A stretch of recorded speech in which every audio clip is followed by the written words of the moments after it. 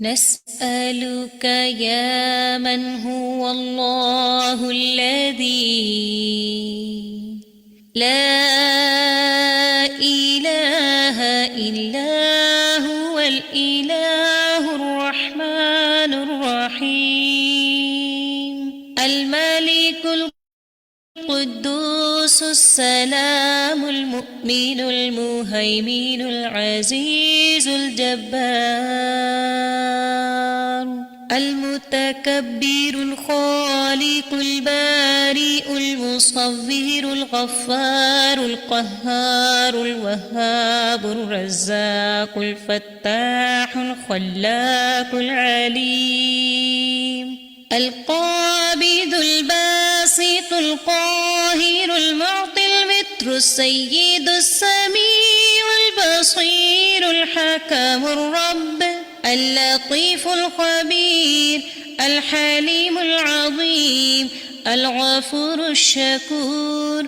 القريب الكبير الحفيظ المقيت الحسيب المبين الكريم الرقيب المجيب الرفيق الحكيم الودود المجيد الشافي الشهيد الحق الوكيل القوي المتين الولي الحميد الجميل الأعلى النصير المالك المليك الحي القيوم الحافظ الواحد الأحد الصمد القادر المقتدر المقدم المؤخر الأول الآخر الأكرم الظاهر الباطن الواسع المتعال البر التواب الديان العفو الرؤوف الجواد المنان الطيب الغني الحفي العلي الستير القدير المولى المحسن الوارث المحيط الصبوح الذي ليس كمثله شيء وهو السميع البصير. أعوذ بالله من الشيطان الرجيم. بسم الله الرحمن الرحيم. الحمد لله رب العالمين الرحمن الرحيم مالك يوم الدين إياك نعبد وإياك نستعين اهدنا الصراط المستقيم صراط الذين أنعمت عليهم غير المغضوب عليهم ولا الضالين.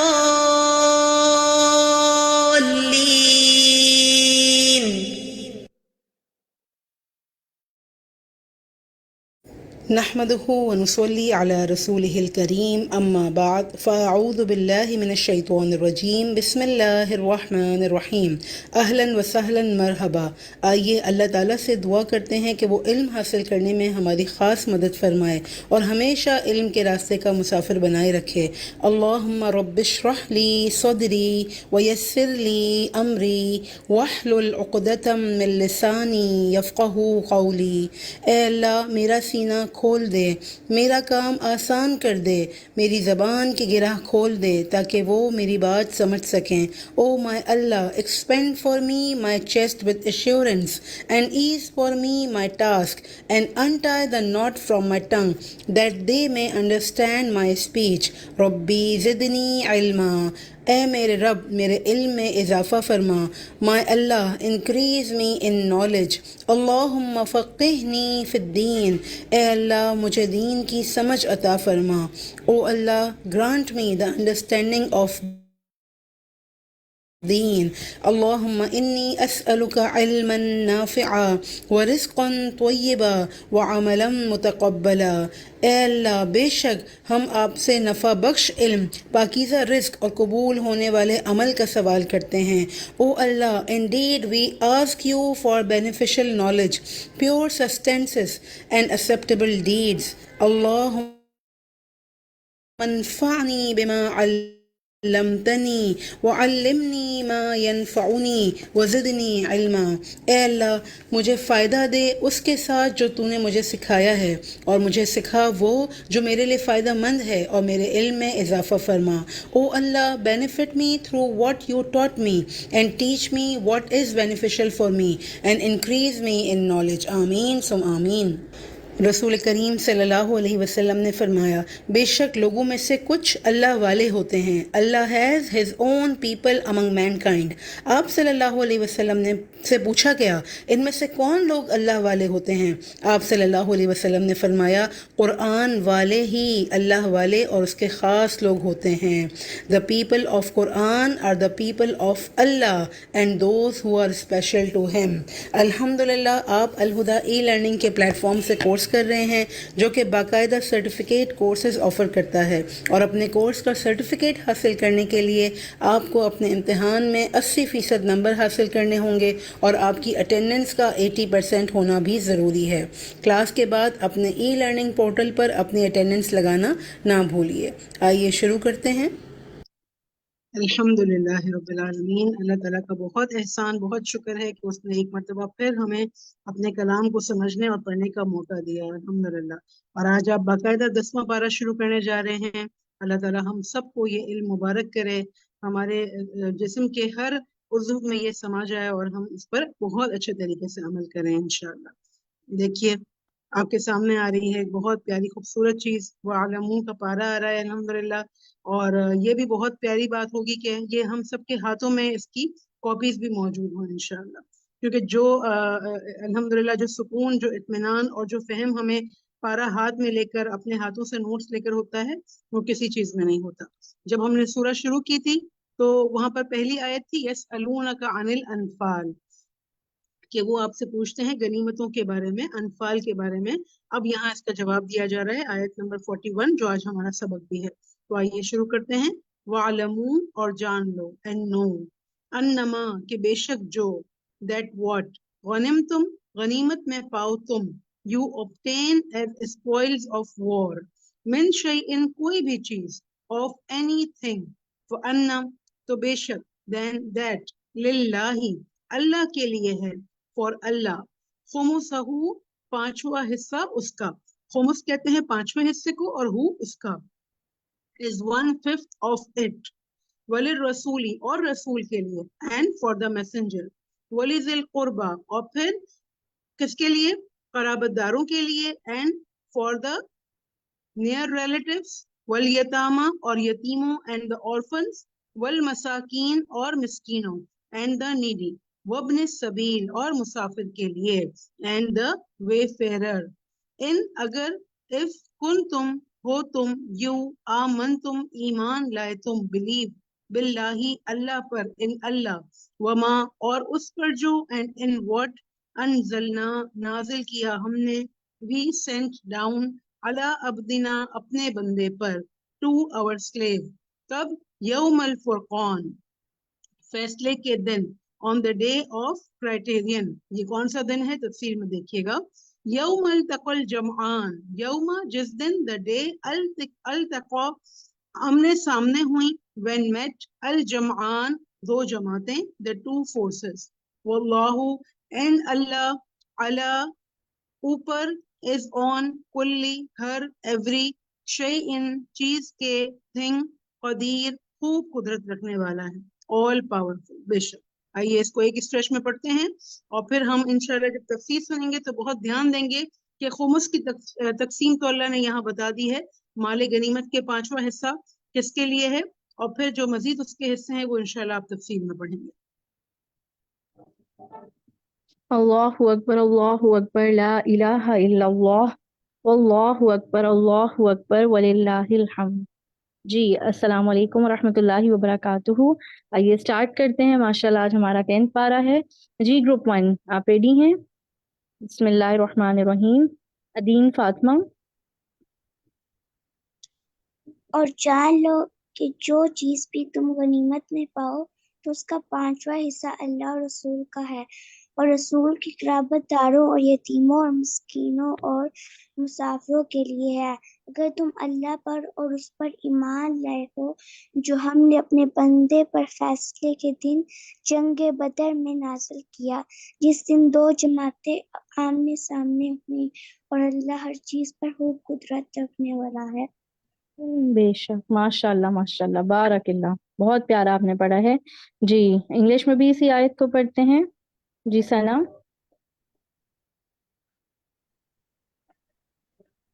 And know that anything you obtain of war booty, then indeed for Allah is 1/5 of it, and for the messenger and for his near relatives, and the orphans, the needy and the stranded traveller.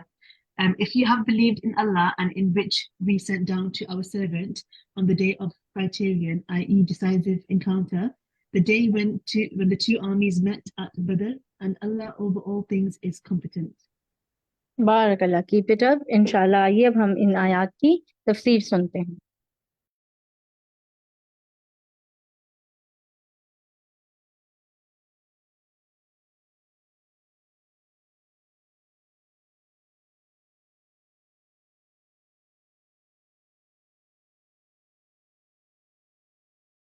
السلام علیکم ورحمۃ اللہ وبرکاتہ. نحمده ونصلی علی رسولہ الکریم. اما بعد فاعوذ باللہ من الشیطان الرجیم. بسم اللہ الرحمن الرحیم. رب اشرح لی صدری ویسر لی امری واحلل عقدۃ من لسانی یفقهوا قولی.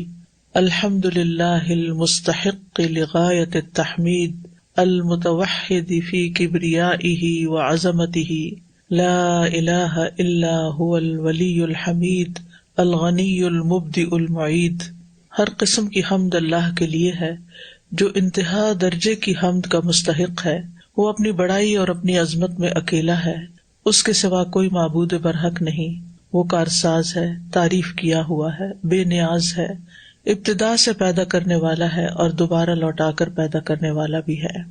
آج ہم تفسیر شروع کریں گے 10ویں پارے کی آیت نمبر 41 سے. ارشاد باری تعالیٰ ہے وَاعْلَمُوا أَنَّمَا غَنِمْتُم مِّن شَيْءٍ فَأَنَّ لِلَّهِ خُمُسَهُ وَلِلرَّسُولِ وَلِذِي الْقُرْبَى وَالْيَتَامَى وَالْمَسَاكِينِ وَابْنِ السَّبِيلِ إِن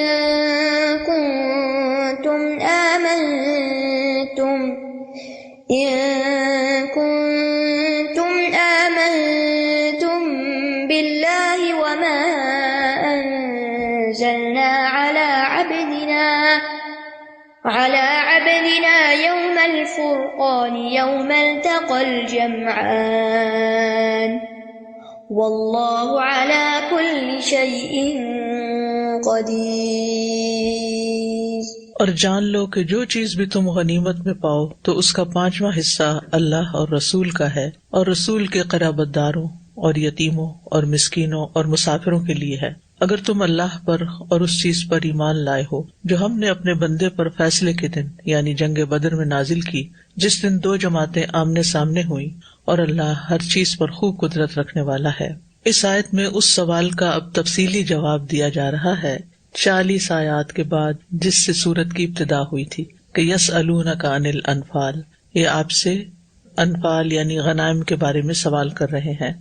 وہاں صرف یہ بتایا گیا تھا کہ انفال اللہ اور اس کے رسول کی ملکیت میں ہے، اور یہاں اب ان انفال یعنی غنیمتوں کی تقسیم کا طریقہ کار بتایا جا رہا ہے کہ کس طرح تقسیم ہوگی. اور پچھلی آیت میں وقاتلوہم جنگ کی بات تھی، تو مال غنیمت جو ہوتا ہے وہ جنگ کے نتیجے میں حاصل ہوتا ہے، یہ اس مال کی تقسیم کی بات ہے. اور جو مال بغیر جنگ کے ہاتھ آئے وہ فے کہلاتا ہے. یعنی ہوتا دشمن کا مقابلہ ہی ہے لیکن وہ سرنڈر کر جاتا ہے یا کوئی بھی ایسی وجہ بنتی ہے کہ باقاعدہ جنگ نہیں ہوتی لیکن دشمن سے مال غنیمت حاصل ہو جاتا ہے تو وہ مال فے کہلاتا ہے. تو اس آیت کریمہ کے مطابق مال غنیمت کے 5 حصے کیے جائیں گے. جیسے اگر $100 ہوں تو اس کے 5 حصے کتنے بنتے ہیں؟ 20-20 20-20 and 20. ٹھیک ہے. تو ایک حصہ اللہ اور اس کے رسول کا 20 نکل گئے, باقی کتنے رہ گئے؟ 80. تو وہ 80 جو ہیں یعنی 4 حصے جنگ میں شریک ہونے والوں پر عدل و انصاف کے ساتھ تقسیم کیے جائیں گے. اور جو ایک حصہ یعنی 5واں حصہ جس کو خمس کہا گیا, خمس 5 سے ہے نا, 5واں حصہ وہ اللہ اور اس کے رسول, قرابت داروں, یتیموں, مسکینوں اور مسافروں کا ہے. یعنی 1/5 ان سب میں تقسیم ہوگا اور باقی جو فوج لڑنے کے لیے گئی ہے ان کا حصہ ہوگا. اور اللہ تعالیٰ نے اس طرح اس خمس کو اس طریقے سے خرچ کرنا ایمان کی شرط قرار دیا ہے. یعنی یہ ایمان کا حصہ ہے کہ تم معاملات میں بھی اللہ تعالیٰ کے احکامات کی پابندی کرو. یعنی ایمان صرف اتنا نہیں کہ لا الہ الا اللہ پڑھ لو, بلکہ زندگی کے ہر معاملے میں دیکھو کہ کیا گائیڈ لائنز ملی ہیں اور اس کے مطابق ڈیسیژنز لو. مراد یہ ہے کہ اگر تم اللہ کی توحید کا اقرار کرتے ہو, اللہ کو مانتے ہو, اس کی بھیجی ہوئی شریعت کو مانتے ہو جو اللہ نے اپنے بندے محمد صلی اللہ علیہ وسلم پر نازل کی, اور جو آیات اللہ نے نازل کی, اور جس طرح اللہ نے جنگ کے دن اپنی مدد اور نصرت بھیجی, فرشتے بھیجے, حق کو باطل میں فرق کر دیا, تو یہ مال غنیمت بھی اب اللہ اور اس کے رسول کی مرضی کے مطابق تقسیم ہوگا. تو وَاعْلَمُوا اور علم حاصل کر لو, جان لو, انما غنمتم من شیء کہ تم نے جو بھی کوئی چیز غنیمت میں حاصل کی. غنمتم کا لفظ غنم سے ہے, غین نون میم, ایسی چیز کا حاصل ہونا جو پہلے ملکیت میں نہ تھا. اور یہ لفظ غنم سے نکلا ہے, غنم بکری کو کہتے ہیں. تو غنمہ کا مطلب ہے اس کو کہیں سے بکریاں ہاتھ لگ گئیں. پھر اس کے بعد جو چیز دشمن یا غیر دشمن سے حاصل ہو, خصوصاً کسی مقابلے میں فتح حاصل ہونے کے بعد حاصل ہونے والا مال, وہ غنیمت کہلایا. یعنی بغیر کسی بدل کے مال حاصل کرنا. مال غنیمت جہاد کا معاوضہ نہیں ہے, وہ کوئی سیلری نہیں ہے, بلکہ وہ کیا ہے؟ ایک فریضہ ہے. اللہ کے راہ میں لڑنا تو وہ ایک فریضہ ہے. تو یہ اس کا ریوارڈ نہیں دیا جا رہا, بلکہ اس کے نتیجے میں ایک چیز تمہیں حاصل ہو رہی ہے. تو اس لیے کوئی غنیمت کے لیے لڑے بھی نہ. وہ علامہ اقبال کا ایک شعر ہے نا, نہ مال غنیمت نہ کشور کشائی, شہادت ہے مطلوب و مقصود مومن.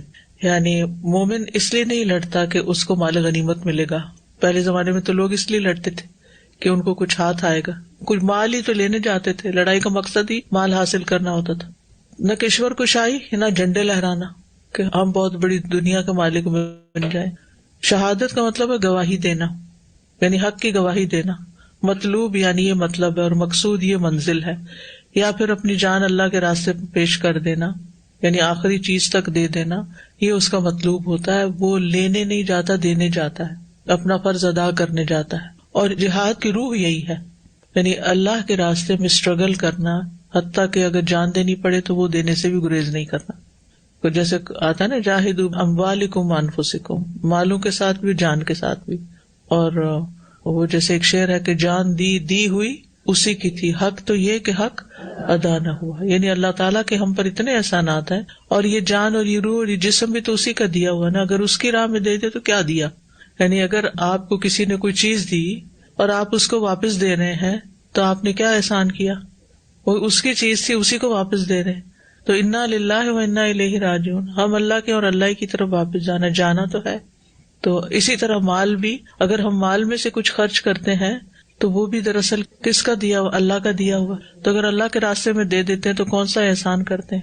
جب اللہ کے نام پر کوئی چیز دے دیتے ہیں تو بس وہ بندے کے پاس نہیں جاتی, وہ اللہ کے پاس چلی جاتی, اور اس کا معاوضہ پھر اللہ دیتا ہے, اور اس کا فائدہ بھی ہمیں کو ہوتا ہے. اور غنیمت جو ہے یہ نبی صلی اللہ علیہ وسلم کی امت کے لیے حلال کی گئی تھی. پہلی امتوں کو اس کے استعمال کی اجازت نہیں تھی. ان کے ہاں یہ ہوتا تھا کہ جو کچھ مال جنگ میں حاصل ہوتا تھا وہ ایک جگہ اکٹھا کر دیا جاتا تھا, اور ایک آسمانی آگ آتی تھی, وہ سب کو بھسم کر کے رکھ دیتی تھی. یعنی وہ انسانوں کے استعمال میں نہیں آتا تھا. تو نبی صلی اللہ علیہ وسلم کے جو خاص خصوصیات ہیں ان میں سے ایک یہ بھی ہے کہ آپ کے لیے مال غنیمت کو حلال کیا گیا, یعنی آپ کی امت کے لیے, آپ کے لیے. جابر بن عبداللہ کہتے ہیں کہ رسول اللہ صلی اللہ علیہ وسلم نے فرمایا احلت لی الغنائم، میرے لیے مال غنیمت حلال کر دیے گئے ہیں. پھر فرمایا من شیئن، یعنی چیز میں سے بھی کچھ، یعنی پوری چیز نہ ہو، چیز کا کچھ حصہ ہی کیوں نہ ہو، تھوڑا ہو یا زیادہ ہو، قیمتی ہو یا معمولی ہو، بڑی سے بڑی، چھوٹی سے چھوٹی، کوئی شخص اسے اپنے پاس نہیں رکھ سکتا، اسے ڈسٹریبیوشن میں ہی لانا ہوگا. رسول اللہ صلی اللہ علیہ وسلم نے فرمایا مال غنیمت میں سے سوئی یا دھاگا یا اس سے بھی کم درجے کی چیز ہو تو واپس کر دو، کوئی بھی شخص خود سے اٹھا کے اپنی جیب میں نہیں ڈال سکتا. اور مال غنیمت میں خیانت سے بچو، کیونکہ وہ قیامت کے دن خائن کے لیے باعث آر و ندامت ہوگی. یعنی قیامت کے دن انسان کو انتہائی شرمندگی ہوگی اگر اس نے کوئی بھی چیز اٹھائی، چرائی. تو وَاعْلَمُوا أَنَّمَا غَنِمْتُم مِّن شَيْءٍ، کوئی بھی چیز جو تم غنیمت میں حاصل کرو، فَأَنَّ لِلَّهِ خُمُسَهُ،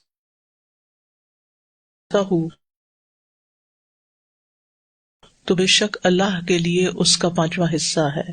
یعنی اللہ سبحانہ وتعالیٰ کے لیے مطلب کیا ہے کہ جس کی طرف سے مدد آئی تھی، جس کے نتیجے میں اس مدد کے ہٹا دو. اب اللہ کے لیے ایک معنی اس کا یہ کیا گیا ہے کہ اللہ کا نام بطور برکت اور تمہید کیا آیا ہے.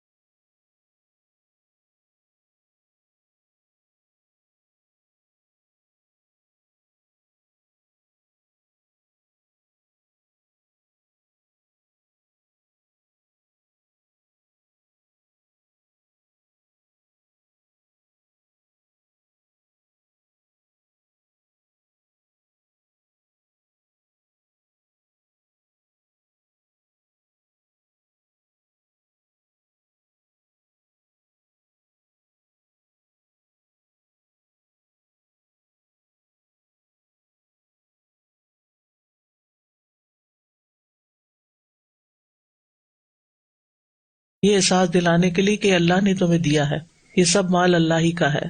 اور اللہ نے مال غنیمت کو اپنی ذات کی طرف منسوب کیا تو یہ اس مال کو شرف بخشنے کے لیے کہ یہ فضیلت والا مال ہے. اس کا یہ مطلب نہیں کہ ایک حصہ اکیلے اللہ کے لیے ہے اور سارا بس واپس اللہ کے راستے میں دے دو، کیونکہ ہر چیز یہ اللہ کے لیے. للہ ملک السماوات والارض، دنیا اور آخرت کی ہر چیز اللہ ہی کی، اصل مالک ہی وہی ہے. تو آگے جو آ رہا ہے نا، للہ وللرسول، اللہ کے لیے اور رسول کے لیے. بعض کے نزدیک اللہ کا حصہ اور رسول کا حصہ ایک ہی ہے جو رسول کو دیا جائے گا. بعض کے نزدیک یہ ہے کہ خمس میں سے سب سے پہلے مسجد حرام کے لیے نکالا جائے گا، یعنی بیت اللہ شریف اور مسجد حرام کے انتظامات کے لیے 5ویں حصے میں سے نکالا جائے گا.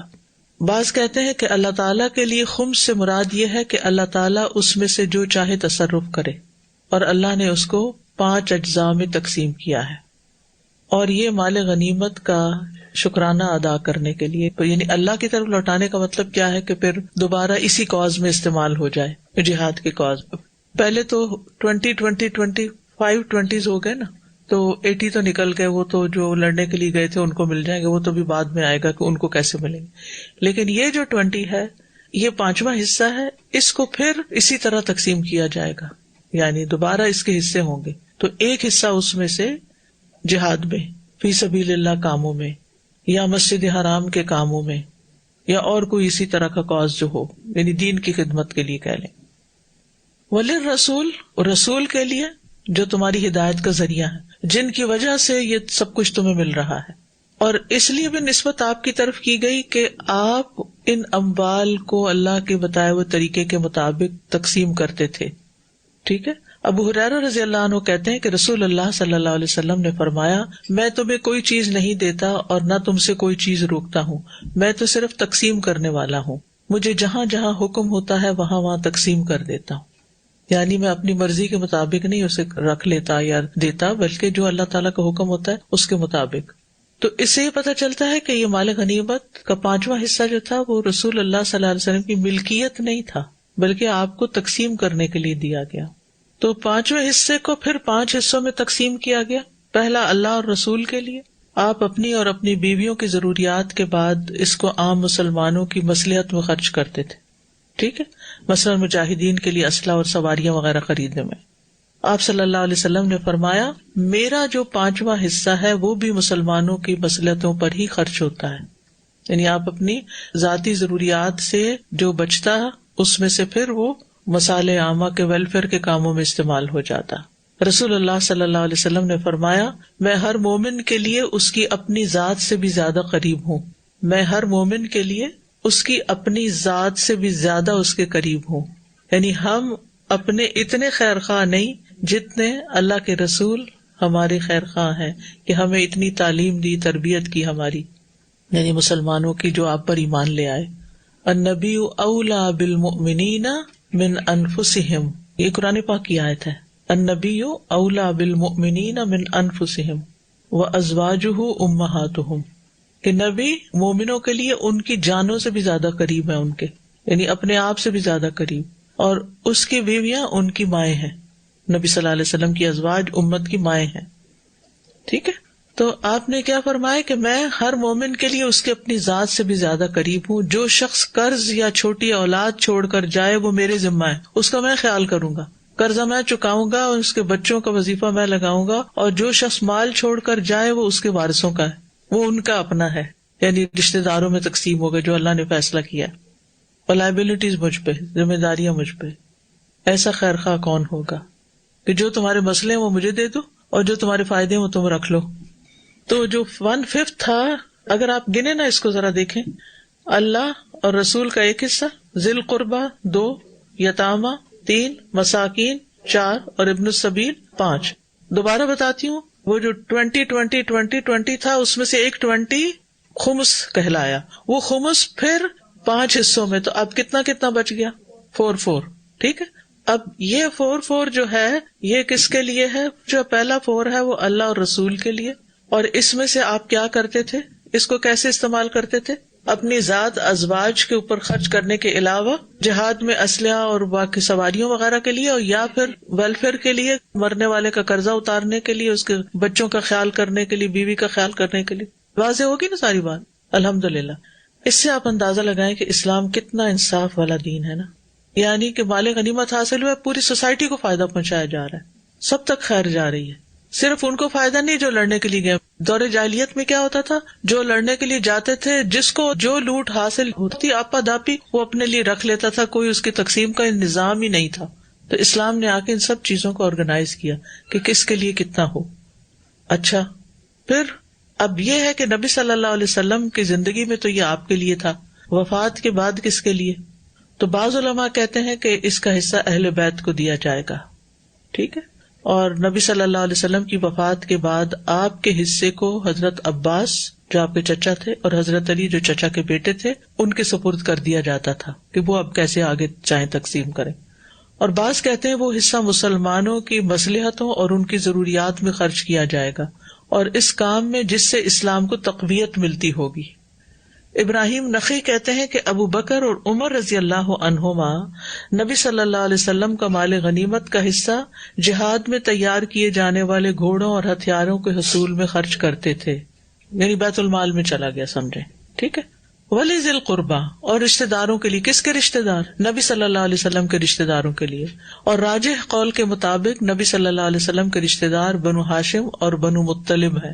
بنو ہاشم اور بنو مطلب جو آپ کے جد اعلیٰ تھے نا عبد مناف، ان کی اولاد کے 4 قبیلے تھے، بنو ہاشم، بنو مطلب، بنو عبد شمس اور بنو نوفل. لیکن آپ نے صرف 2 کو دیا، ان کو ذوی القربہ میں شامل کیا، اور ان 2 قبیلوں کو خمس میں سے حصہ دیا اور 2 کو نہیں دیا. پوچھا گیا کیوں؟ تو پتہ چلا کہ بنو مطلب اسلام لانے سے پہلے بھی بنو ہاشم کے ساتھ ہی رہے تھے، جبکہ آخری دو قبیلے جو ہیں بنو عبد شمس اور بنو نوفل، ان دو قبیلوں نے اس وقت بھی مخالفت کی، بعد میں بھی بہت مخالفت میں سرگرم رہے، یعنی اسلام کی مخالفت میں. ٹھیک ہے. اور پھر ایک وجہ اور بھی بتائی جاتی ہے، اور وہ یہ کہ بنو ہاشم اور بنو عبد المطلب جو تھے یہ شیب ابی طالب میں بھی نبی صلی اللہ علیہ وسلم کا ساتھ دیتے رہے، چاہے مسلمان تھے یا نہیں، لیکن وہاں بھی ساتھ دیا، وہ ساتھ گئے تھے. ٹھیک. تو جو ظاہر اسلام کے راستے میں قربانیاں کرے گا پھر اس کا حق زیادہ بنتا ہے.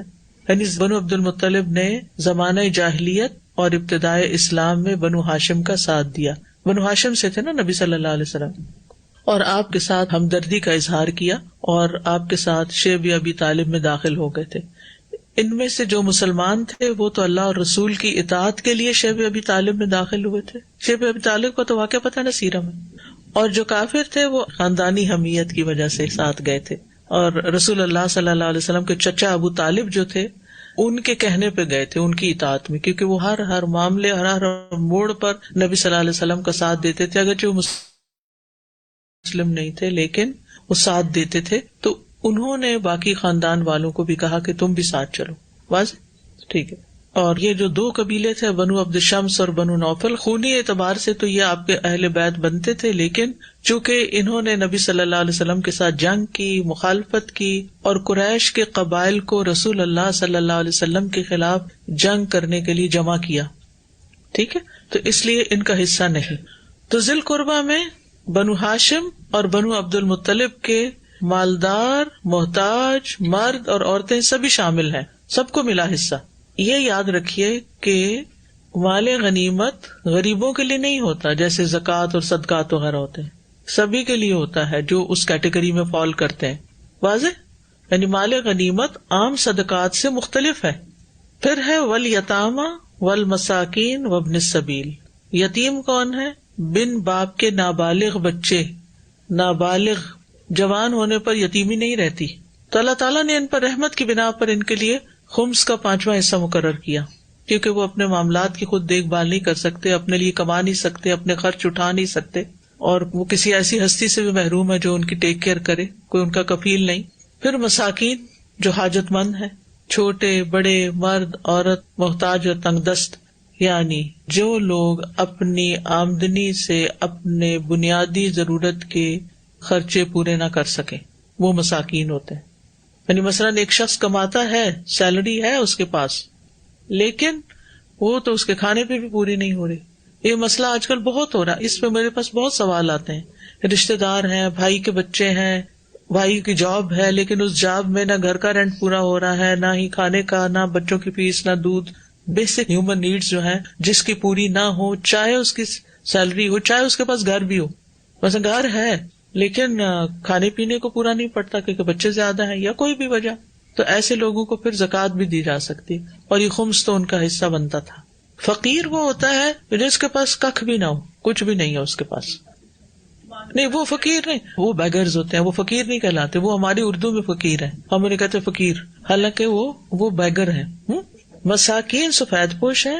یہ کانسیپٹ بہت ضروری ہے آپ پہ کلیئر ہو، کیونکہ ورنہ پڑھ لکھ کے بھی لوگ ہر وقت یہی سوال کر رہے ہوتے ہیں. ان کو واضح ہی نہیں ہوتا مسکین کون ہے، فقیر کون ہے، اور کس پہ لگتا ہے اور کس پہ نہیں لگتا. کبھی اس کو بھی دے دیتے ہیں جس پہ نہیں لگتا، اور کبھی اس کو نہیں دیتے جس پہ لگتا ہے.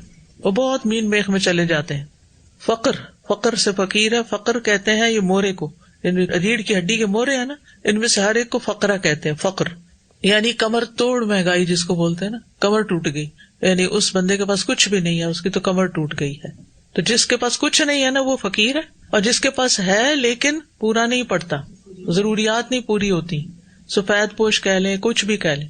اور جو اس سے اوپر ہے ان کے ساتھ جو آپ کا معاملہ ہوتا ہے وہ گفٹس کا ایکسچینج ہو سکتا ہے، یا اور اسی طرح کسی خوشی مبارک کے موقع پر کچھ آپ ایک دوسرے کو دیتے ہیں. زکوٰۃ وغیرہ ان کو نہیں دیتے. ٹھیک ہے نا. یعنی یہ نہیں کہ آپ کے بھائی کے بچے کی شادی اور آپ زکوٰۃ اس کو دے رہے ہیں. ہاں اگر بھائی مسکین ہے کہ اس کے پاس بیسک نیڈز پوری کرنے کو نہیں، پھر یاد رکھیے کل جو میں نے آپ کو واضح کیا تھا نا، نیڈز اینڈ وانٹس.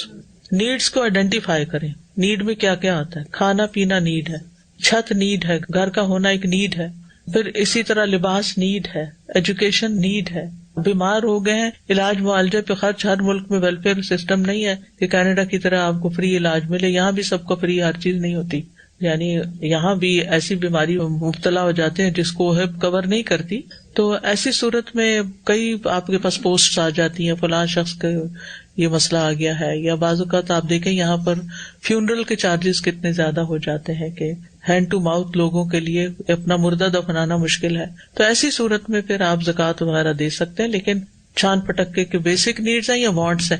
وانٹس میں کیا ہے کہ شادی کا ڈریس اتنا قیمتی ہو اور کھانے اتنے زیادہ ہوں اور وینیو اور یہ ساری چیزیں، یہ نیڈز نہیں ہیں، یہ وانٹس ہیں. اور پھر اسی طرح جہیز میں بیسک نیڈز کی، یعنی کہ توا، چولہا، چمٹا، وہ جو بیسک کھانا پکانے کی چیزیں وہ تو نیڈ ہے، لیکن فینسی ڈنر سیٹ جو ہے وہ وانٹ ہے، وہ نیڈ نہیں ہے. ٹھیک ہے، تو اسی طرح جب آپ نے دینا بھی ہو تو پھر اس چیز کو دیکھیے کہ مسکین بھائی شادی کر رہا ہے اپنے بیٹے بیٹی کی، وہ نیڈز پہ خرچ کرنا چاہتا ہے، یا کیونکہ لوگ ڈائریکٹ پوچھتے کیا شادی کے لیے زکوٰۃ دے سکتے؟ شادی کے لیے نہیں دیتے، وہ مسکین کو دیتے ہیں یا فقیر کو دیتے ہیں. تو وہ جس کو آپ دے رہے ہیں کیا وہ فقیر ہے یا مسکین ہے، تو اس کے حساب سے آپ آرام سے پھر دے سکتے ہیں. ٹھیک ہے. پھر پانچواں حصہ مسافر کے لیے جس کا خرچ ختم ہو گیا ہو. اب تو کریڈٹ کارڈز ہوتے ہیں، لوگوں کے پاس ایسی محتاجی نہیں ہوتی، لیکن پہلے زمانے میں سفر بہت طویل ہوتے تھے، گھنٹوں کے نہیں ہوتے تھے. اب تو سارے سفر گھنٹوں میں گنتے ہیں نا. یہاں سے آسٹریلیا 22 آورز کی فلائٹ ہے، بہت دور ہے لیکن آورز. بعض اوقات ٹھیک ہے آپ سستی فلائٹ لیتے ہیں تو آپ کو 2 دن میں بھی پہنچاتی ہیں، وہ الگ بات ہے، لیکن پہلے زمانے میں دنوں اور ہفتوں اور مہینوں کے سفر ہوا کرتے تھے، اور اس میں انسان اپنی کمر پہ یا اونٹ کے اوپر کتنا کچھ لاد کے لے جا سکتا ہے، کھانا پینا. ابھی بھی ہو جاتے ہیں ایسے حالات. جو آپ فرما رہی تھی نا، ابھی بھی ہم جانتے ہیں کسی فیملی کو، وہ لوگ کہیں سے آ رہے تھے تو ٹورنٹو میں ان کو سٹاپ کرنا پڑا کیونکہ ہسبینڈ اتنے بیمار ہو گئے، وہ وینکوور میں تھے، تو ان کو یہاں پہ اسپیشل جہاز میں لے کے جانا پڑا تھا وچ واز کاسٹنگ $90,000. تو اس کے لیے پھر اوبیسلی کافی لوگ اکٹھے ہوئے، جو کچھ وہ کر سکے انہوں نے کیا، کیونکہ اوہپ وہ کور نہیں کرتی ایسی چیزیں. تو حالانکہ ماشاء اللہ وہ ویل ٹو ڈو، مگر 90,000 پورا نہیں پڑتا، یعنی پر جان کا خطرہ ہو جاتا ہے نا بعض جی. اور مسافر وہ ہوتا ہے جہاں نماز قصر ہو، یہ بھی یاد رکھیے. اب سوال یہ پیدا ہوتا ہے کہ کیا ان سب کو برابر دیا جائے گا یا حسب ضرورت خرچ کیا جائے گا؟ یہ خمس حسب ضرورت خرچ کیا جائے گا. ٹھیک ہے. 5واں حصہ نکال کر باقی 4 حصے مجاہدین میں تقسیم کر دیے جائیں گے. اور مجاہدین میں کیسے تقسیم ہوگی؟ پیدل کو 1 حصہ اور سوار کو 3 گنا. 1 حصہ خود کے لیے، 1 حصہ اس کے گھوڑے کے لیے. دیکھیں نا، ایک شخص ہے وہ کچھ بھی نہیں لے کے گیا جنگ میں تو اس کا حصہ کم ہوگا، مگر ایک شخص ہے جو گھوڑا خرید کے ساتھ لے گیا اور وہ گھوڑا وہیں اس بیچارے کا شہید ہو گیا، تو اب جب وہ واپس آئے گا تو اس کو غنیمت میں گھوڑے کا حصہ بھی ملے گا. اب یہ ہے کہ کچھ لوگ عذر کی بنا پہ جنگ میں شریک ہی نہیں ہو سکتے. اب ان کا کیا ہوگا؟ وہ نہ مسکین ہے، وہ نہ فقیر ہے، نہ مسافر ہے، نہ ذوی القربہ میں ہے. وہ جانا چاہتے تھے لیکن بوڑھے تھے یا پھر ان کی آنکھیں نہیں تھی، جیسے ابن ام مکتوم تھے، یا اور کوئی عذر تھا ان کا، یعنی چاہے فزیکل کوئی ڈسیبلٹی تھی یا پھر کوئی کام تھا. جیسے حضرت عثمان نہیں جا سکے تھے، کیوں؟ اپنی بیوی کی عادت کے لیے ان کو چھوڑ نہیں سکتے، اور وہی ہوا، وہ پیچھے سے فوت ہو گئی. اگر وہ چلے جاتے تو ان کا جنازہ اور ان کے دفن کفن کا کون بندوبست کرتا؟ ٹھیک ہے. تو عبداللہ بن عمر بیان کرتے ہیں کہ عثمان رضی اللہ عنہ غزوہ بدر میں حاضر نہ ہو سکے تھے، اس لیے کہ ان کے نکاح میں نبی صلی اللہ علیہ وسلم کی بیٹی تھی اور وہ اس وقت بیمار تھی. چنانچہ رسول اللہ صلی اللہ علیہ وسلم نے ان سے فرمایا، تمہارے لیے بھی اتنا ہی اجر اور حصہ ہوگا جتنا اجر اور حصہ بدر میں شریک ہونے والوں کو ملے گا. یعنی جہاد میں شریک ہونے کا اجر بھی اور مال غنیمت کا حصہ بھی. پھر اسی طرح کیا خواتین کو بھی کچھ حصہ ملے گا؟ چونکہ جنگ تو مرد لڑتے ہیں، خواتین تو پیچھے کھانا پکاتی ہیں یا زخمیوں کی دیکھ بھال کرتی ہیں. تو اگر وہ کسی طرح بھی جہاد میں شریک ہوئی ہیں تو کیا ان کا حصہ مقرر کیا جائے گا؟ عبداللہ بن عباس کہتے ہیں کہ رسول اللہ صلی اللہ علیہ وسلم خواتین کو بھی غزوات میں شریک کر لیا کرتے تھے. وہ زخمیوں کی مرہم پٹی کرتی تھی اور غنیمت میں سے انہیں بھی کچھ حصہ مل جایا کرتا تھا، یعنی اس خدمت کی وجہ سے. لیکن آپ ان کا حصہ باقاعدہ متعین نہیں فرماتے تھے، یعنی اپنی ڈسکریشن پہ جو چاہتے تھے ان کو تقسیم کرتے تھے. پھر اسی طرح جو جنگ میں شریک ہوئے ہیں مال غنیمت میں سب کا حصہ برابر ہوگا. عبداللہ بن شقیق کسی شخص سے روایت کرتے ہیں کہ میں نبی صلی اللہ علیہ وسلم کے پاس آیا اور آپ وادی قرا میں تھے اور آپ گھوڑے کا جائزہ لے رہے تھے. تو میں نے کہا یا رسول اللہ آپ مال غنیمت کے بارے میں کیا کہتے ہیں؟ آپ نے فرمایا مال غنیمت کا 5واں حصہ اللہ کے لیے اور باقی 4 حصے لشکر کے لیے. میں نے کہا کیا ان میں سے کوئی ایک کسی دوسرے کی نسبت زیادہ حق تو نہیں رکھتا؟ آپ نے فرمایا نہیں، حتیٰ کہ وہ تیر بھی جو دشمن کی جانب سے آیا تمہارے پہلو میں آ لگا، تم اسے اپنے پہلو سے نکالو تو تم اپنے مسلمان بھائی کی نسبت اس کے زیادہ حقدار نہیں کہ نہیں اس کو تو کوئی زخم نہیں آیا، مجھے یہ تیر لگا تھا تو مجھے زیادہ دیا جائے. ایسا نہیں ہوگا. ٹھیک ہے، سب کا حصہ برابر کا ہی ہوگا اور اس کو انصاف کے ساتھ تقسیم کرنا ہوگا. نو فیوریٹزم. عبداللہ ابن عمر سے روایت ہے، وہ کہتے ہیں کہ رسول اللہ صلی اللہ علیہ وسلم کے پاس جب مال غنیمت پہنچتا تو آپ بلال رضی اللہ عنہ کو حکم دیتے اور وہ لوگوں میں اعلان کرتے تو سب لوگ اپنی اپنی غنیمت لے کر آ جاتے، آپ کے پاس جمع کرا دیتے. پھر آپ اس میں سے 5واں حصہ الگ کر کے باقی مجاہدین میں برابر تقسیم فرما دیتے. بس ایک شخص اس تقسیم کے بعد بالوں کی بنی ہوئی لگام لے کر آیا، جیسے ایک چٹیا ہوتی ہے نا ایسے بالوں کی بنی. کہنے لگا یا رسول اللہ صلی اللہ علیہ وسلم یہ بھی اس مال غنیمت میں سے ہے جو ہمیں ملا تھا. آپ نے پوچھا کیا تم نے بلال کو 3 مرتبہ اعلان کرتے ہوئے سنا تھا؟ اس نے کہا ہاں. آپ نے فرمایا تو پھر کیا چیز تمہیں یہ اس وقت لانے میں مانے، اس وقت کیوں نہیں جمع کرایا؟ اس نے معذرت پیش کی. آپ نے معذرت قبول نہیں کی. آپ نے فرمایا قیامت والے دن اس کو لے کر آنا، اب تو میں تم سے اس کو ہرگز قبول نہیں کروں گا. یعنی جب کہا گیا تھا کہ کوئی ایک سوئی دھاگے برابر چیز ہے تو وہ بھی جمع کراؤ تو تم نے کیوں نہیں جمع کرائی؟ اور پھر اس لیے بھی آپ صلی اللہ علیہ وسلم اتنا سخت ایکشن لیا کہ آج کے بعد کوئی اس قسم کی خیانت نہ کرے. یعنی وہ عبرت کا نمونہ بھی بنانا ہوتا ہے نا. ہو سکتا ہے آپ سوچ رہے اتنی ڈیٹیل میں یہ کیوں تقسیم بتا رہی ہیں، اب تو کوئی ایسا سلسلہ نہیں ہے. ظاہر ہے کہ اب تو UN کے قوانین کے مطابق نہ ایسی جنگیں ہیں اور نہ ہی غنیمت ہے اور نہ ہی یہ سب کچھ، تو پھر یہ اتنی ڈیٹیل کیوں؟ اور آپ نے تو تقسیم بھی نہیں کرنی تو کیوں بتا رہی ہوں آپ کو؟ میں تو آپ کو یہ دکھانا چاہتی ہوں کہ اسلام کا جو نظام ہے یا سسٹم ہے یا جو طریقہ کار ہے تقسیم کا، لوگوں کے ساتھ عدل و انصاف کرنے کا، وہ کتنا خوبصورت ہے. ہر حقدار کو اس کا حق. پوری سوسائٹی خوش ہے، کسی کو بھی نہیں چھوڑا، عورتوں کو بھی نہیں چھوڑا گیا، بوڑھوں کو بھی نہیں چھوڑا گیا، معذوروں کو بھی نہیں چھوڑا گیا، یتیموں، مسکینوں، بیواؤں اور جنگ میں شریک ہونے والوں اور نہ شریک، یعنی سب کو. تو ایسا معاشرہ کیسا خوشحال ہوگا جس میں ہر ایک کا خیال رکھا جائے. ورنہ مال ہی فساد کی بنیاد بنتا ہے. اب آپ دیکھیں بیک ہوم جو آج کل حالات ہیں کہ کچھ لوگوں کو فری بجلی مل رہی ہے اور کچھ لوگ جو ہیں وہ بل دے رہے ہیں، خودکشی کر رہے ہیں. یعنی بہت بری حالت ہے. تو تکلیف ہوتی ہے کہ جن لوگوں کو فری دی جا رہی ہے آخر ان کی کس خدمت کی بنا پر کہ جو خدمت دوسرے نہیں کر رہے.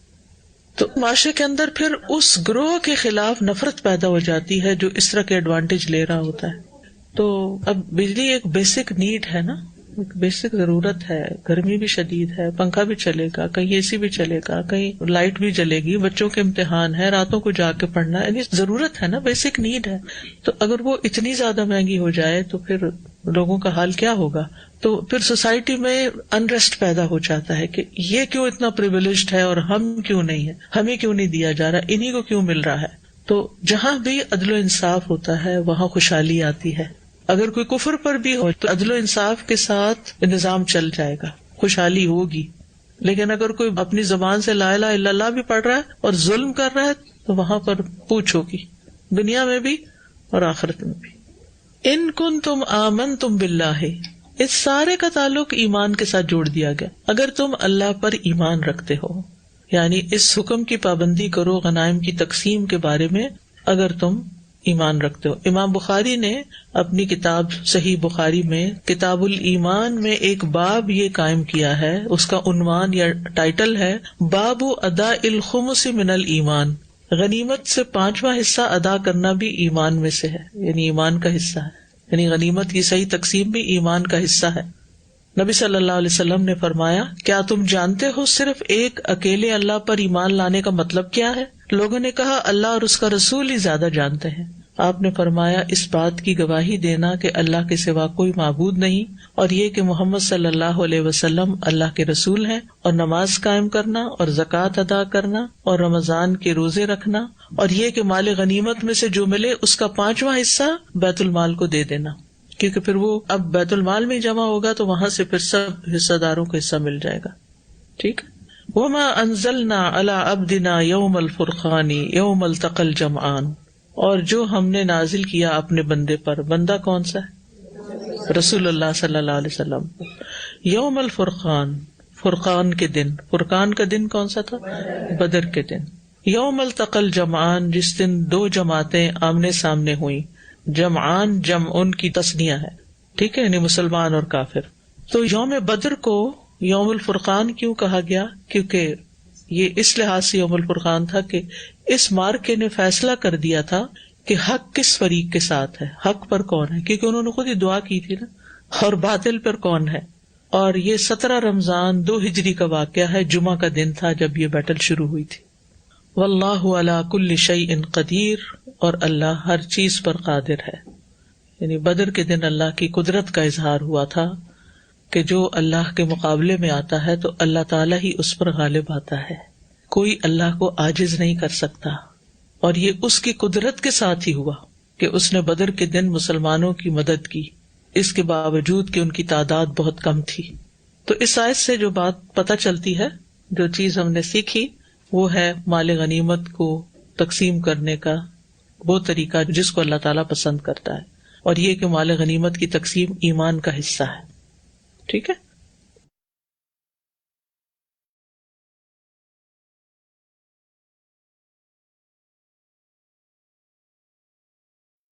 السلام علیکم ورحمۃ اللہ وبرکاتہ۔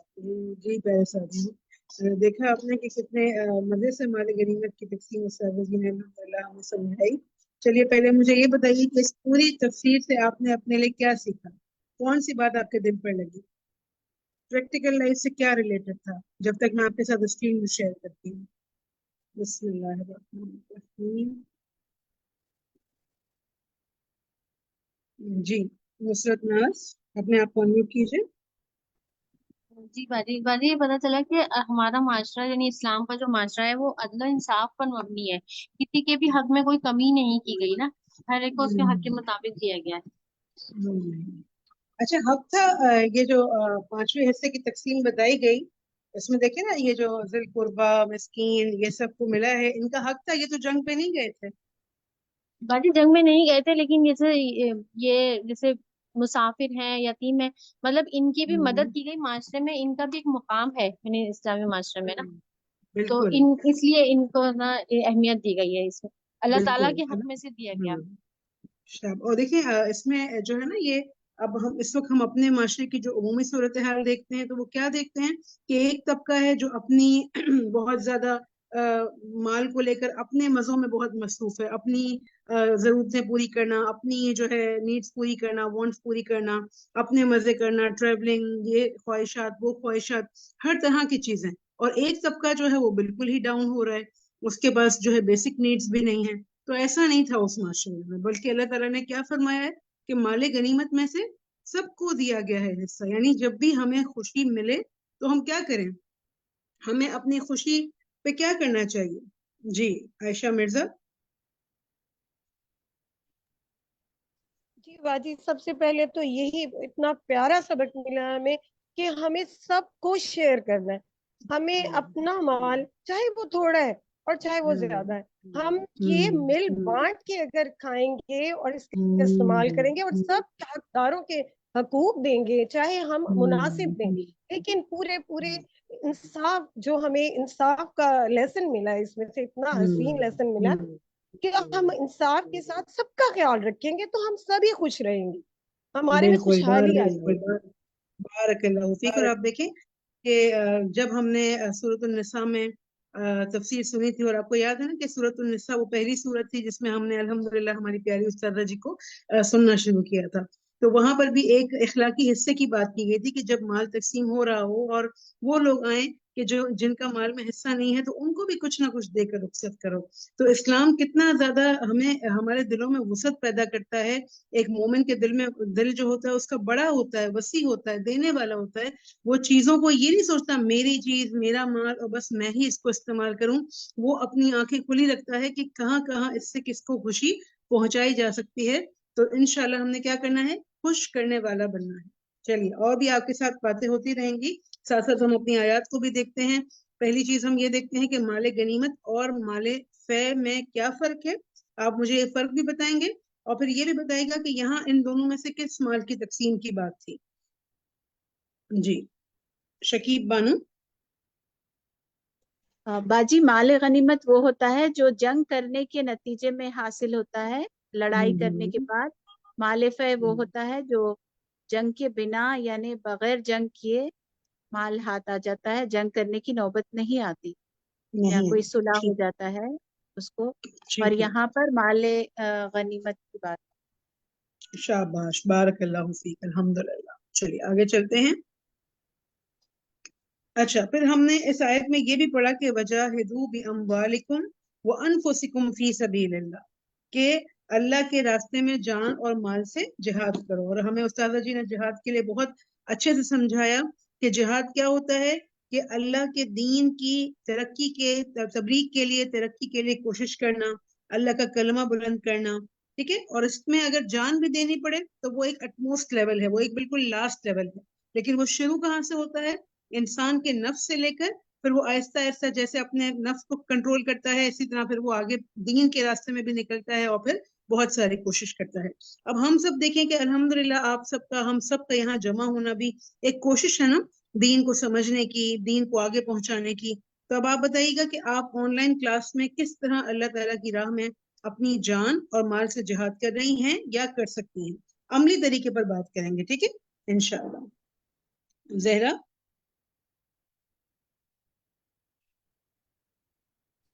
जी बाजी, मैं अपने लिए कंसिडर कर रही हूँ कि मैं जब, अगर मैं टायर्ड भी हूँ या मैं, मेरा छोटा बच्चा है, मैं उसके मौजूदगी में जिस तरह से भी स्ट्रगल कर रही हूँ, मैं शिफ्टिंग कर रही हूँ, उस दरमियान में भी मैं स्ट्रगल करके मैं क्लास में आ रही हूँ, तो मैं अपने आप को देखती हूँ कि जहाद जो वर्ड है वो जोहद से है ना, स्ट्रगल करके आपने वो काम कर लिया, करना चाहा तो किया, नियत थी तो कर लिया। और मैं अगर अपने लिए कोई स्टेशनरी भी लेती हूँ, बाय करती हूँ अपने नोट्स बनाने के लिए, प्रिंट आउट्स निकालती हूँ, तो मैं वो उसमें भी माल लगा रही हूँ अपना, मैं फीस लगा रही हूँ। मैं जिधर बैठ रही हूँ उधर कंफर्टेबल बना रही हूँ जोन को अपने लिए, एक लाइट और ये सब, उसमें जो भी चीजें लग रही हैं तो मैं उन सबको समझती हूँ, इसमें मेरा माल भी लग रहा है, मेरी नीयत भी है, मैं अपनी फिजिकल एनर्जी भी लग रही है। तो मैं अपने आप को इस तरह से देख रही हूँ कि मैं अल्लाह की राह में उसे वो कर रही हूँ, यूज कर रही हूँ। बारकल्लाहु फीक। अल्लाह ताला आपके फहम में, आपके इल्म में, आपके इखलास में बहुत बरकत है। बिल्कुल आपने टू द पॉइंट बात की है कि हमें स्ट्रगल करना है ना। और एक वो चीज होती है जो कंफर्ट जोन में ही इंसान को मिल जाती है, ये वो चीज नहीं है। इंसान जब जहाद करता है तो वो स्ट्रगल करता है। अब चाहे कैसी भी सिचुएशन हो, उसको उसी सिचुएशन में स्ट्रगल करके इंशाल्लाह आना है। और ये भी आपने बहुत अहम बात की जहरा, कि आप जहाँ पर बैठकर अपनी तालीम हासिल करते हैं, एक कॉर्नर फिक्स करते हैं, उसको भी कंफर्टेबल जोन बनाना, कि वहाँ आपकी स्टेशनरी मौजूद हो, वहाँ पर आपके लिखने पढ़ने के लिए अच्छा माहौल हो, अल्हम्दुलिल्लाह। तो ये सारी चीजें इसके अंदर आ जाती हैं। बारकल्लाहु फीक। जी शाजिया सलीम।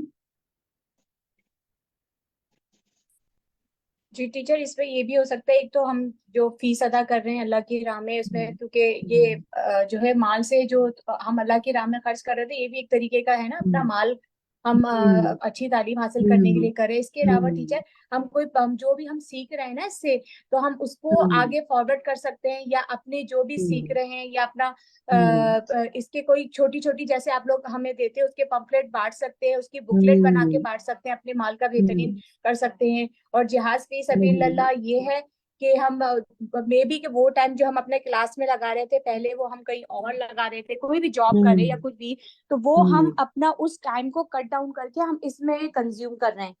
तो वो हमने इस मतलब इस अल्लाह की राह में इस कोर्स को कर रहे हैं ना, तो इसको हमने ज्यादा प्रायोरिटी दी। तो ये भी हो सकता है इंशाअल्लाह ताला, अल्लाह पाक हमारी ये नियत कबूल बिल्कुल करे। बिल्कुल इंशाल्लाह, बारकल्लाह। आपने बहुत अच्छी एग्जांपल दी कि हो सकता है कि हम इससे पहले कोई जॉब कर रहे हो इसी टाइम में, और हमने देखा कि अगर हमें जॉब की इतनी जरूरत नहीं है, या इसके बगैर भी हम काम चला सकते हैं कुछ और तरीका इख्तियार करके, और आप इस क्लास को आपने तरजीह दी अल्हम्दुलिल्लाह दीन सीखने को, तो ये आपके लिए एक बहुत बड़ी कुर्बानी है, और ये भी क्या है, एक जिहाद है, एक कोशिश है। अल्हम्दुलिल्लाह, बारकल्लाह। साइमा फैयाज।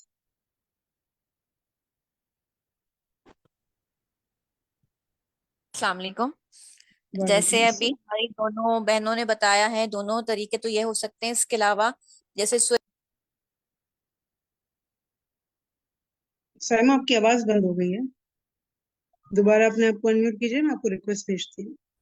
हाँ, तो मैं आगे जो है, आवाज आ रही है बाजी? जी आ रही है। ہاں تو میں وہ چیزیں آگے اپنی کلاس کے بچوں کو پڑھا رہی ہوں. ماشاء اللہ. آپ کیا کرتی ہیں سائمہ؟ میں ایک اسکول میں ٹیچر ہوں. ماشاء اللہ. اور کس جگہ پر؟ میں حیدرآباد میں ہوں، گورنمنٹ ٹیچر ہوں، گورنمنٹ اسکول میں.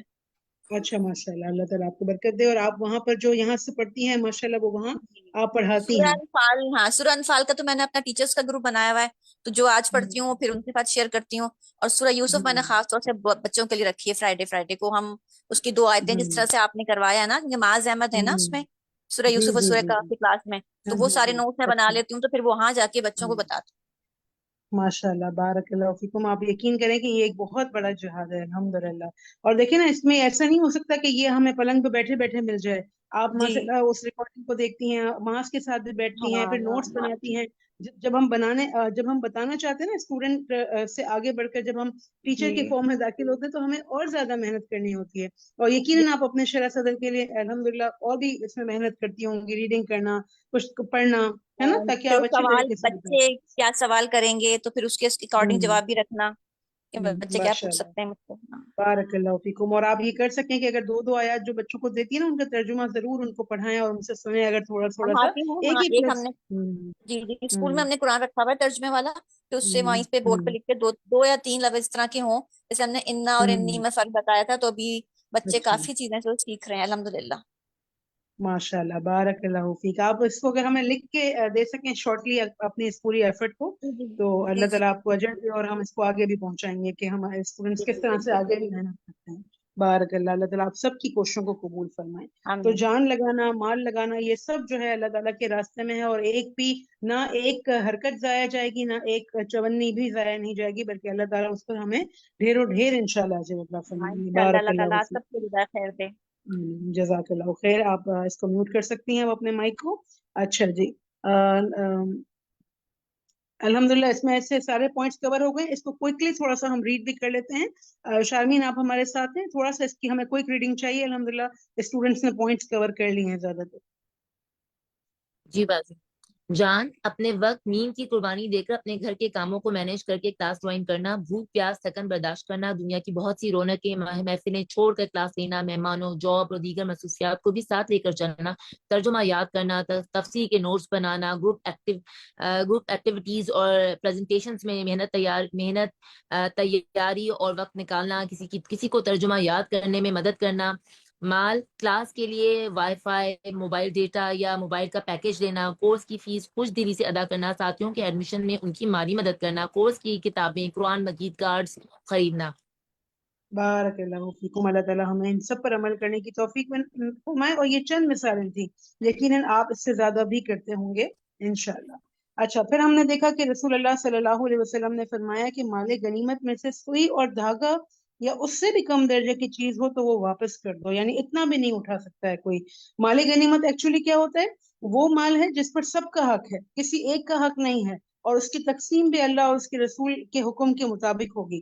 تو کوئی بھی شخص اس کو ایک پائی بھی، ایک چیز بھی، ایک سوئی دھاگا بھی اپنے طور پہ نہیں اٹھا سکتا. اور پھر اللہ کے رسول فرماتے ہیں مال غنیمت میں خیانت سے بچو، کیونکہ وہ قیامت کے دن خائن کے لیے باعث عار اور ندامت ہوگی. اب آپ بتائیے کہ آپ نے اس حدیث سے کیا سیکھا؟ فردوس بانو. جی باجی السلام علیکم.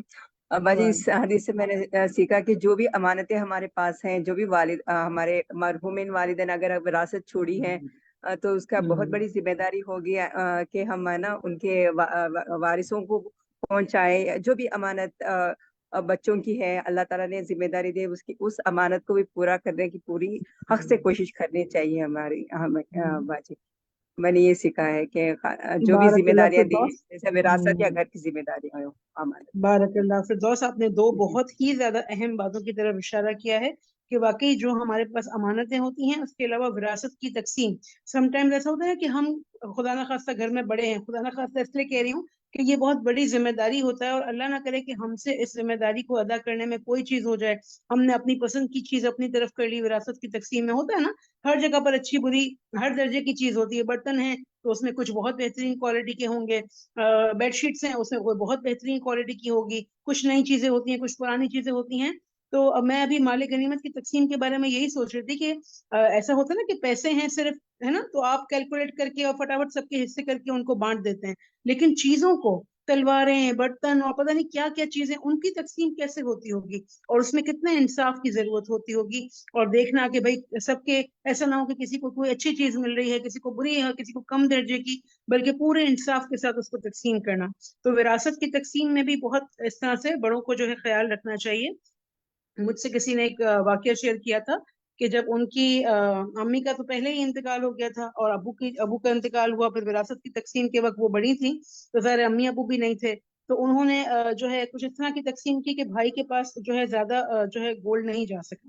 آخری عمر میں ان خاتون کو بہت افسوس ہوا، اور انہوں نے اپنے گولڈ میں سے پھر بھائی کو وہ پے کیا، اور وہ انہوں نے کہا کہ اب بس مجھے اللہ کا شکر ہے کہ اب مجھے سکون ملا ہے کہ میں نے یہ اس کو ادا کر دیا، لیکن پوری زندگی جو ہے مجھے اس بات کا احساس نہیں ہوا، لیکن میں خلش میں تھی، ایک پتہ نہیں کہاں غلط ہوں، لیکن الحمدللہ اب میں سکون میں ہوں۔ تو اسی طرح آپ نے اولاد کی بھی بہت اہم اگزامپل دی کہ اولاد بھی ایک امانت ہے۔ طاہرہ؟ جی باجی، یہی ساری چیزیں ہیں کہ جو ہے نا امانت کا زندگی میں بہت بڑا کردار ہے۔ کسی کی کوئی چیز رکھی ہوئی ہے ہمارے پاس، اس میں بھی ہم نے کچھ نہیں کرنا، بلکہ میں نے استاد لیکچر پڑھا تھا، انہوں نے بولا گھر کے اندر ہم جیسے جاتے ہیں اپنے ریلیٹیوز کے یہاں، اپنے گھر ہو گئے، بھائی کے گھر میں اگر پھل رکھا ہوا ہے ٹیبل پہ، اگر ہم وہ بھی بغیر پوچھے کھائیں تو وہ بھی جو ہے وہ امانت کے اندر خیانت ہوتی ہے۔ مطلب کسی کا یہ نہیں کہ مال مفت اور دل بے رحم ہو جائے، تو ہمیں جو بھی چیز لینی ہے استعمال جو ہے پوچھ کے کرنی چاہیے، جی، اور اور بالکل اپنی آپ دیکھیں آج کل جو ہمارے ایک دوسرے کے لیے دروازے بند ہو گئے ہیں نا، پہلے ایسا نہیں تھا، پہلے پھپھی، مامی، چاچی، یہ سب گھر کھلے تھے ہمارے لیے۔ کسی نے دیکھیں ایک چیز جو پرائیویٹ رکھی ہوئی ہے، الگ کر کے رکھی ہوئی ہے، وہ تو ظاہر ہے اس کو احترام کرنا ہی ضروری ہے، لیکن اگر باقی چیزیں بھی جو کھلی ہیں تو ضرور یہ ہونا چاہیے کہ ہم اجازت لے لیں، پوچھ لیں، ممانی آپ نے کسی کے لیے رکھی تو نہیں، ماموں کے لیے آپ نے رکھی ہے، پھپھی سے پوچھ لیں، چاچی سے پوچھ لیں، تھوڑا سا انسان پوچھ لیتا ہے تو کیا ہوتا ہے کہ سامنے والے کا دل بھی نرم پڑ جاتا ہے کہ وہ مجھ سے پوچھ کے لے رہا ہے۔ اگر یہی کام آپ بغیر پوچھے کر لیتے ہیں، اٹھا کے اپنا حق سمجھ کے کھاتے ہیں، تو یہی چیز معاملات کو خراب کرتی ہے، اور آج آپ دیکھیں دروازے ایک دوسرے کے اوپر سب رشتہ داروں کے بند ہو گئے ہیں۔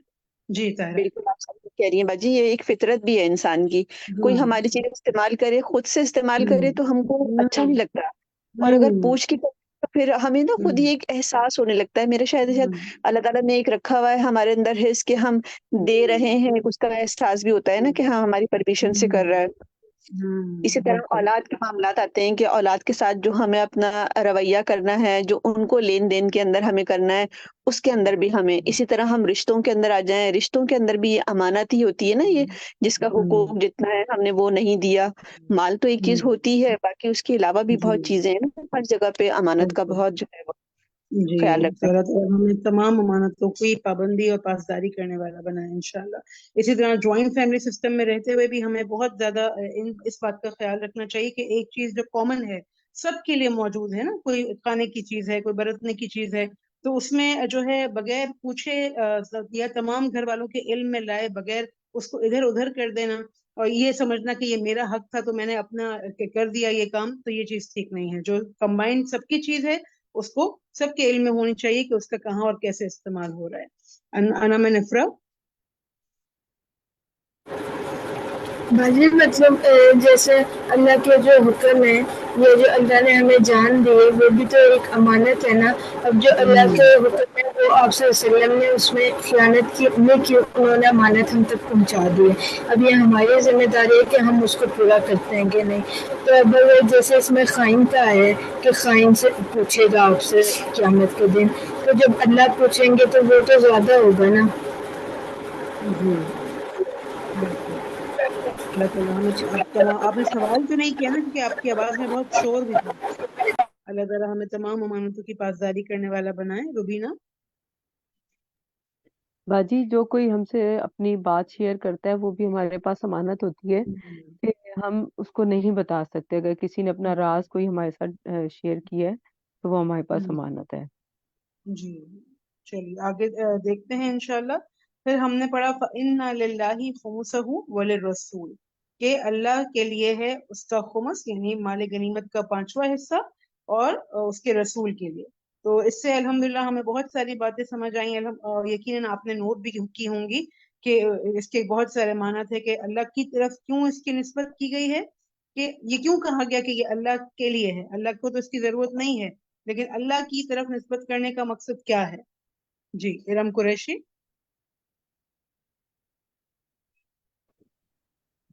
جی کہ آپ ان اموال کو اللہ کے بتائے ہوئے طریقے کے مطابق تقسیم کریں. ٹھیک ہے، یہ رسول کے اوپر بات ہے کہ رسول کا ہے تو اس سے کیا مراد ہے کہ ایک تو یہ کہ رسول اللہ صلی اللہ علیہ وسلم ہماری ہدایت کا ذریعہ ہیں، آپ ذریعہ ہے. اور ان اموال کو اللہ کے بتائے ہوئے طریقوں پر تقسیم کریں گے. ٹھیک ہے، چلیں ہم جی اس سے پوچھتے ہیں. اوکے ثنا عبدال، اپنے آپ کو انمیوٹ کیجئے. جی باجی، جب بھی کسی چیز کو اللہ تعالیٰ سے نسبت دی جاتی ہے اللہ تعالیٰ کی طرف، تو اس چیز کو اللہ تعالیٰ عزت بخش رہا ہوتا ہے اور شرف بخش رہا ہوتا ہے. تو اس مال کو اللہ تعالیٰ نے عزت دی ہے، اس لیے اللہ تعالیٰ کی طرف اس کو منسوخ کیا گیا ہے. Very good. اور اس لیے دی گئی یہ نسبت کہ یہ اللہ نے دیا ہے یہ بھی پتا ہو، پھر اس لیے نسبت دی گئی کہ اس کا اصل مالک کون ہے؟ اللہ ہے. اور پھر ایک اور اصل معنی مالک اس اللہ کا تعالیٰ ہے اور اسی کے شاباش، بتائے ہوئے طریقے سے اس کی تقسیم ہونی ہے. Very good. اور ایک معنی یہ ہے کہ یہ جو اللہ کے لیے خمس ہے یہ مسجد حرام کے لیے یا بیت اللہ شریف کے لیے استعمال ہوگا. بارک اللہ فیکم. چلیے میرے فون کی بیٹری آج بہت لو ہو گئی ہے. بسم اللہ. چلیے اچھا جی، پھر ہم دیکھتے ہیں کچھ رائٹ رانگ ہم دیکھ لیتے ہیں. اور ہم مال غنیمت کی تقسیم کا اختیار پیارے نبی صلی اللہ علیہ وسلم کے پاس تھا. رائٹ ہے یا رانگ؟ ویسے بڑا ٹیکنیکل جملہ ہے یہ. ادین فاطمہ. رائٹ ہے. چلیں ہم پوچھتے ہیں خالدہ اقبال آنٹی سے آپ کی. ٹھیک ہے، مال غنیمت کی تقسیم کا اختیار نبی کے پاس تو تھا مگر اللہ کے بتائے ہوئے طریقے سے. جی شاباش، بارک اللہ فی علمک. یعنی کلی طور پر ایسا نہیں تھا کہ اللہ کے نبی کے پاس مال غنیمت آیا اور اللہ کے نبی اس کے ساتھ جو چاہیں کریں، بلکہ اللہ نے پورا اس کا پلان دیا اور پھر جو ہے اللہ کے نبی صلی اللہ علیہ وسلم کے پاس یہ اختیار تھا کہ وہ اللہ کے بتائے ہوئے حکم کے مطابق اس کو تقسیم کریں. آپ صلی اللہ علیہ وسلم ہر مومن کے لیے اس کی اپنی ذات سے بھی زیادہ قریب تھے. اسماء اشرف. باجی رائٹ. رائٹ ہے الحمدللہ. عطیہ حیات. نبی صلی اللہ علیہ وسلم کی وفات کے بعد ان کا حصہ اہل بیت اور بیت المال کے لیے وقف کر دیا گیا ہے. جی اہل بیت کے لیے وقف کر دیا گیا تھا. جی اور بیت المال میں بھی. ٹھیک ہے، بارک اللہ فیک. ٹھیک ہے الحمدللہ. پھر ہم نے فقیر اور مسکین کا فرق بہت اچھی طرح سے دیکھ لیا اللہ کے فضل سے. پھر ہم نے اس بات کو بھی دیکھا کہ آپ صلی اللہ علیہ وسلم نے اس شخص کو جس نے مال غنیمت کی ایک چھوٹی سی بالوں کی چٹکیاں چھپا لی تھی اس کے لیے وعید فرمائی. اور اس میں ہمارے سیکھنے کے لیے کیا ہے کہ ہمیں اپنے پاس موجود امانتوں کا بہت ہی زیادہ خیال رکھنا ہے. ٹھیک ہے، بسم اللہ. ایک نمبر 7 بھی تھا. اچھا چلیے اس کو دیکھ لیتے ہیں. طاہرہ عبداللہ اس کو ریڈ کیجئے. نبی صلی اللہ علیہ وسلم نے حضرت عثمان رضی اللہ تعالی عنہ کو جو حقیقی عذر کی بنا پر جنگ بدر میں شریک نہ ہو سکے تھے اجر و ثواب کی خوشخبری دی تھی. اس میں ہمارے لیے کیا سبق ہے؟ چلیے ہم آپ کے ساتھی رحمہ سے پوچھتے ہیں. جی رحمہ.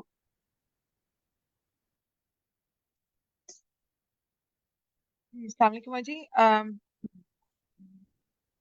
اس میں جو ہمیں بعض چیزوں کا معلوم نہیں ہوتا کہ وہ ہمارے لیے کیا بہتر ہے، اگر ہم اس ٹائم پہ ہمارے ارادے اور ہماری چیز عین توقع کے مطابق نہ ہو رہی ہوں تو ہمیں پریشان ہونے کی بجائے اللہ تعالیٰ سے مدد کے طلبگار ہونا چاہیے اور ہمیشہ پازیٹیو ہونا چاہیے. تو انشاءاللہ ہر جی انسان کو شوق ہوتا ہے نا کہ وہ ہر نیکی میں حصہ لے، لیکن سم ٹائمز ہیومنلی بھی پاسبل نہیں ہوتا اور سم ٹائمز کوئی نہ کوئی جینوئن ریزنز آ جاتے ہیں تو انسان بہت ہی اداس ہوتا ہے اور وہ ایک نیچرل اس کا رویہ ہے، فطری ہے.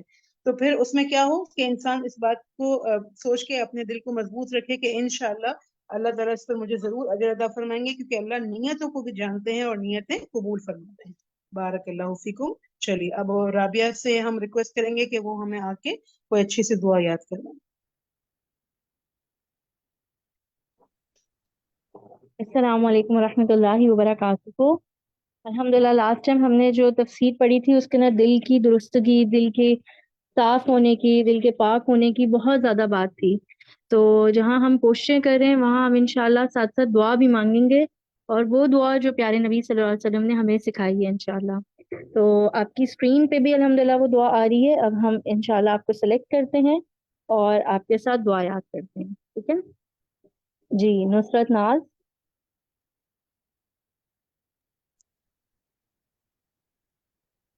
جی نصرت آپ ریڈی ہیں؟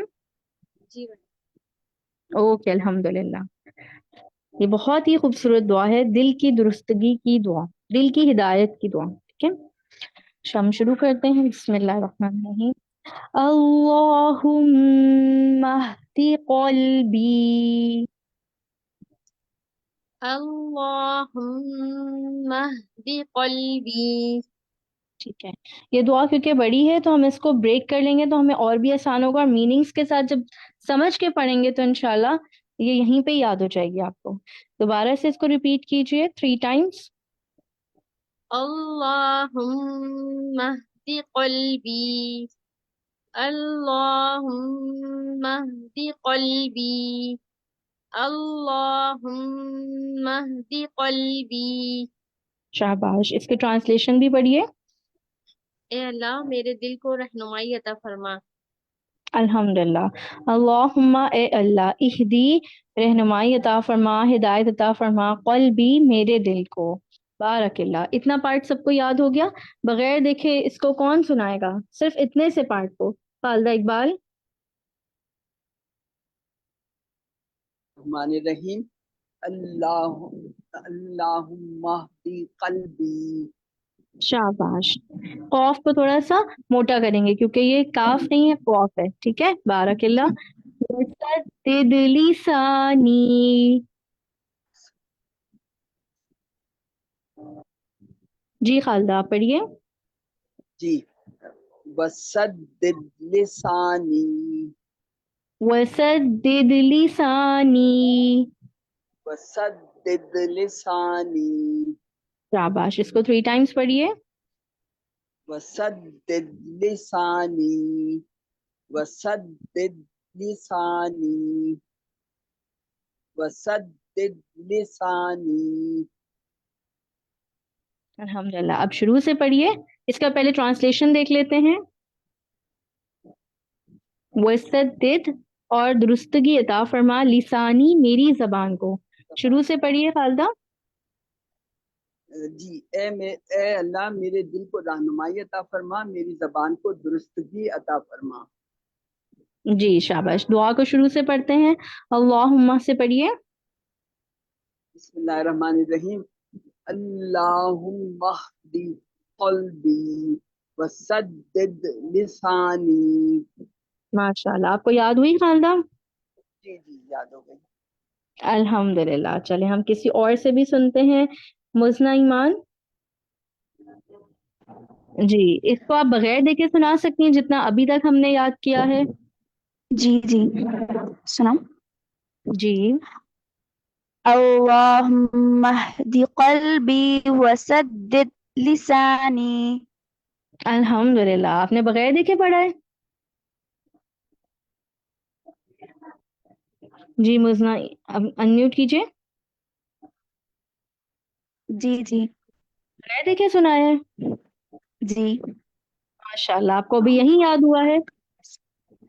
جی باجی چلیں، یہ تو بہت ابھی ہی یاد اچھی ہوا ہے۔ بات ہے۔ الحمدللہ، جب مزنہ یاد کر سکتی ہیں تو آئی ایم شیور آپ سب بھی یاد کر سکتے ہیں، اور آپ سب کو یاد ہو گیا ہوگا الحمدللہ۔ اب ہم اس کا لاسٹ پارٹ بھی یاد کر لیتے ہیں یہیں پہ، وَاسْلُلْ سَخِيمَةَ قَلْبِي۔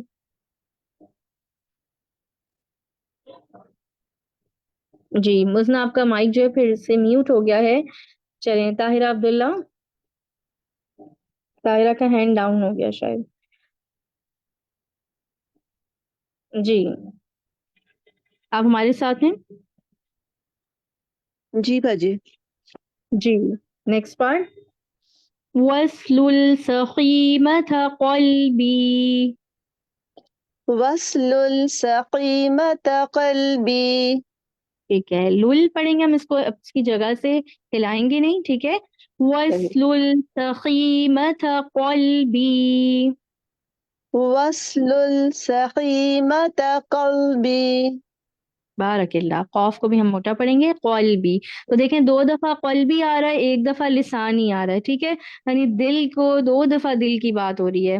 1 दफा हिदायत की, वस्लुल और दूर फरमा, सखीमता कीने को, क़ल्बी मेरे दिल के। कितनी खूबसूरत दुआ है। इसको पूरा पढ़िए ताहिरा।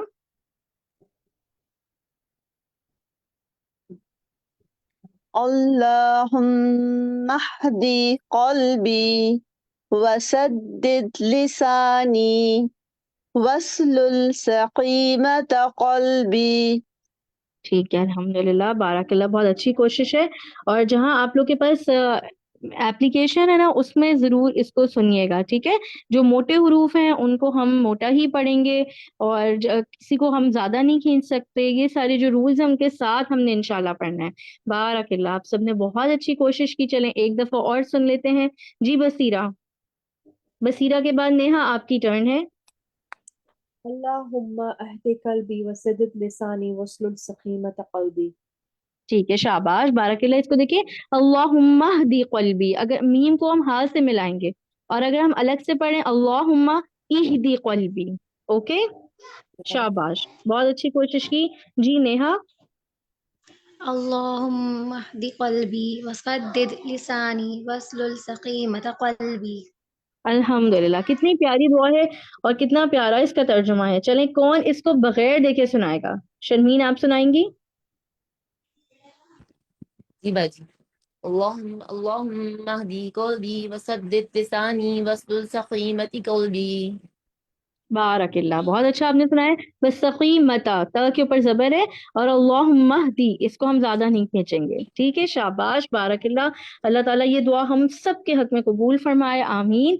तो आइए अब हम अपने इंशाल्लाह ब्रेकआउट रूम्स में चलते हैं। सुब्हानक अल्लाहुम्मा व बिहम्दिका अशहदु अल्ला इलाहा इल्ला अंता अस्तगफिरुका व अतूबु इलैक। अस्सलामु अलैकुम व रहमतुल्लाहि व बरकातुहू।